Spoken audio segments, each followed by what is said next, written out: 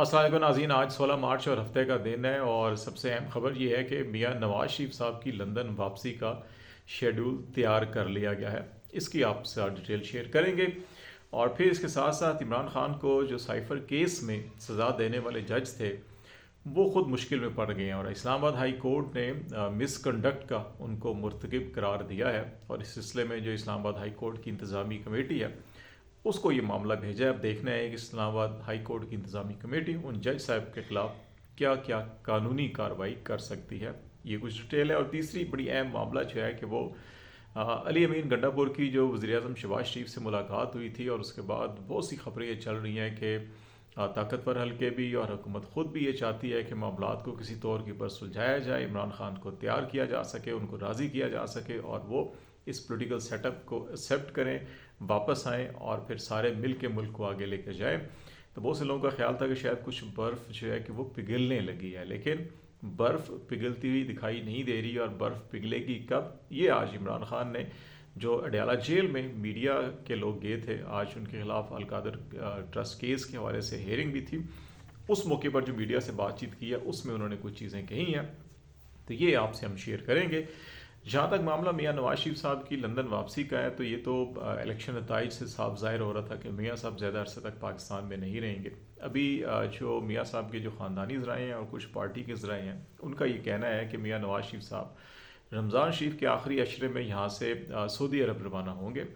और सऊदी अरब वो अमूमन हर साल जो है कि आखिरी अशरा या आखिरी हफ्ता जो है कि वो सऊदी अरब में गुजारते हैं। वहाँ पे इत्काफ़ में बहुत से लोग पाकिस्तान से जाते हैं, आपको मालूम है कि बैठने के लिए।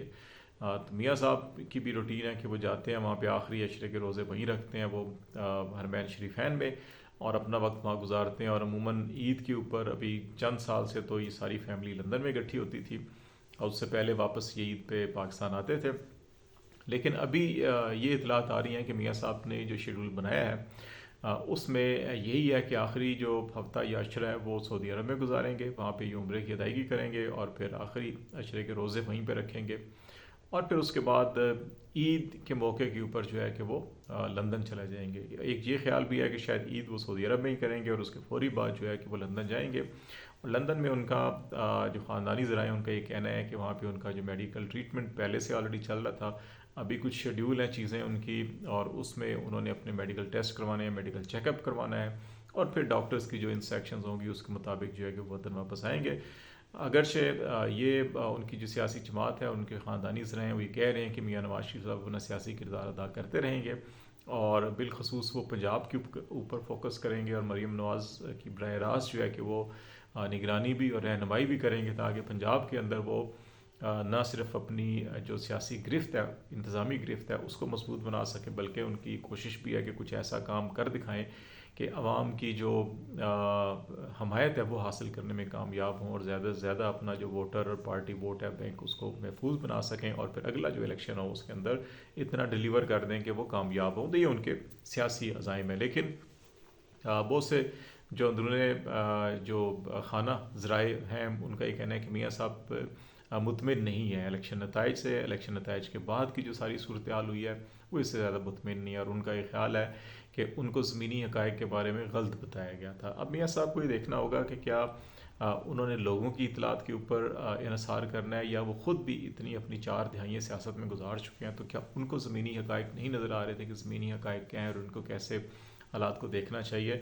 तो इसलिए मियाँ साहब जो है कि उन लोगों से, उन अफराद से, उन इदारों से भी को खुश नहीं है कि जिन्होंने उन्हें यकीन दहानी कराई थी कि उनको अक्सरियत यहाँ पे मिलेगी। उनकी कुछ लोगों ने तो उनको यहाँ तक यकीन दहानियाँ कराई थी कि 2/3 अक्सरियत मिलेगी, लेकिन ऐसा नहीं हुआ। कुछ लोग उनको तसल्लियाँ दे रहे हैं कि देखें ये असम्बली के अंदर तो अभी भी उनकी और इत्तेहादी जमातों की 2/3 अक्सरियत बन चुकी है। मखसूस नशस्तों का फैसला भी आ चुका पेशावर हाई कोर्ट से, तो ये भी हमें मिल गई। तो 2/3 हमारी है, हम आइन में तरमीम कर लेंगे।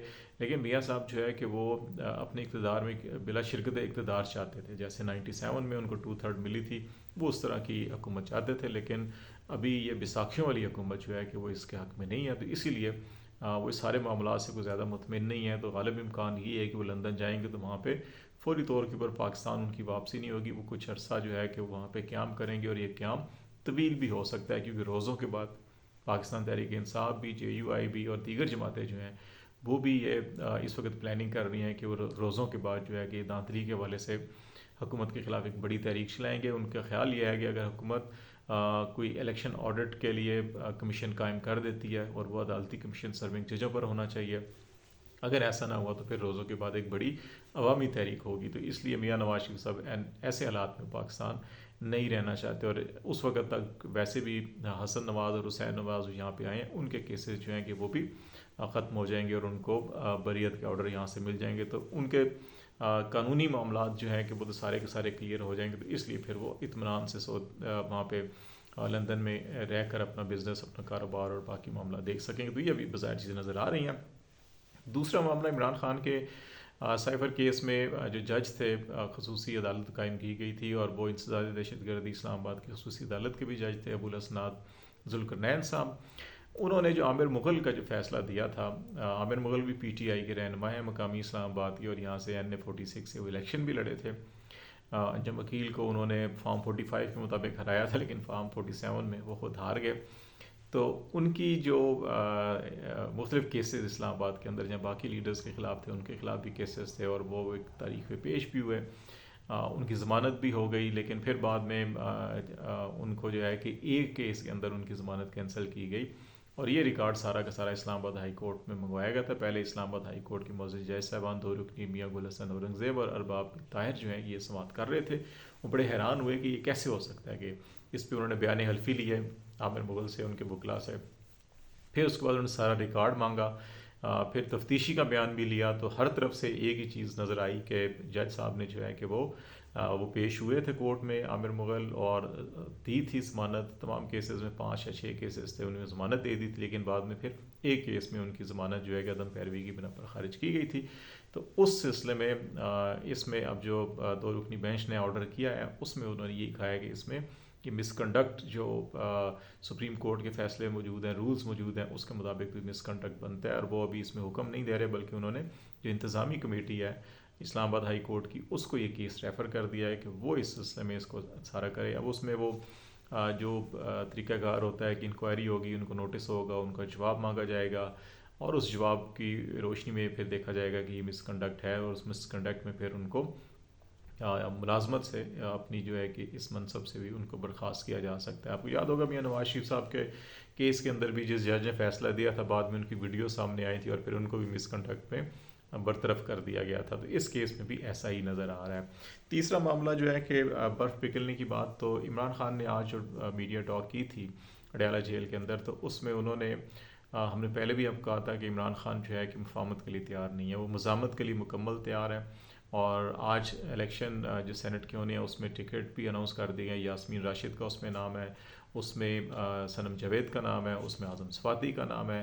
تو یہ وہ سارے کے سارے نام، فیصل جاوید کا نام ہے، یہ وہ نام ہے جو کسی طور کے اوپر بھی اسٹیبلشمنٹ کو قابل قبول نہیں ہے. یہ سارے کے سارے لوگ جو ہے کہ جیلوں میں یا آگے پیچھے ہیں، اور ان کے اب اگر سینٹ میں بھی لے کر آ رہے ہیں تو اس کا مطلب ہے کہ اعلان جنگ تو خان صاحب کا بڑا واضح ہے. لیکن گنڈا پور کے حوالے ایک ملاقات کے حوالے سے بھی ان سے سوال پوچھا گیا تھا، تو انہوں نے کہا تھا کہ اس کی جو ہے کہ ابھی تصویر وغیرہ جاری نہیں ہونی چاہیے تھی. اگر حکومت چلانی ہے، فنڈ درکار ہیں، آپ وفاق سے فنڈ کے بغیر آپ نہیں چلا سکتے، تو آپ پہلے اپنے فنڈ ریلیز کرواتے صوبے کے، اس کے بعد پھر یہ تصویر جاری کرواتے. اور اگر آپ کے فنڈ ریلیز نہیں ہو رہے تو پھر آپ کو یہ تصویر بھی جاری نہیں کروانی چاہیے تھی، اور پھر آپ کا اپنا موقف جو اس کے اوپر قائم رہنا چاہیے تھا. اور یہ انڈرسٹینڈنگ آپ ڈیولپ کرتے حکومت کے ساتھ. لیکن اگر حکومت نے تصویریں اور ویڈیو ریلیز کر دی ہے تو اب لگتا یہ ہے کہ ان کو تھوڑا سا لٹکایا جائے گا اور فنڈ ریلیز نہیں ہوں گے. تو اس حوالے سے ان سے پوچھا گیا تھا کہ کیا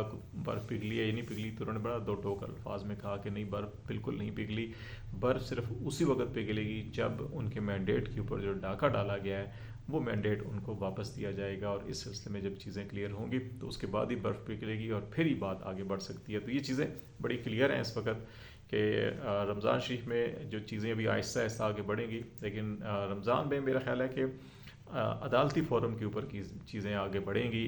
خواہ وہ عمران خان کی اپیلیں ہوں، خواہ وہ عمران خان کی ضمانت کا کیس ہو، خواہ وہ خصوصی نشستوں کے اور باقی معاملات جو ہیں انتخابی عذرداریوں کے، وہ آہستہ آہستہ آگے بڑھیں گے. اس میں کچھ پازیٹیو فیصلے بھی آ سکتے ہیں عمران خان اور پی ٹی آئی کے حق میں، لیکن ان رمضان کے بعد جو ہے کہ اصل میدان اس وقت سیاسی گرم ہوگا جب عوامی تحریک بھی تیار ہوگی، اور پھر دیکھا جائے گا کہ کس طرف معاملات چل رہے ہیں۔ آج تک کے لیے اتنا ہی۔ خالد شمیر کو اجازت دیجیے، اللہ حافظ۔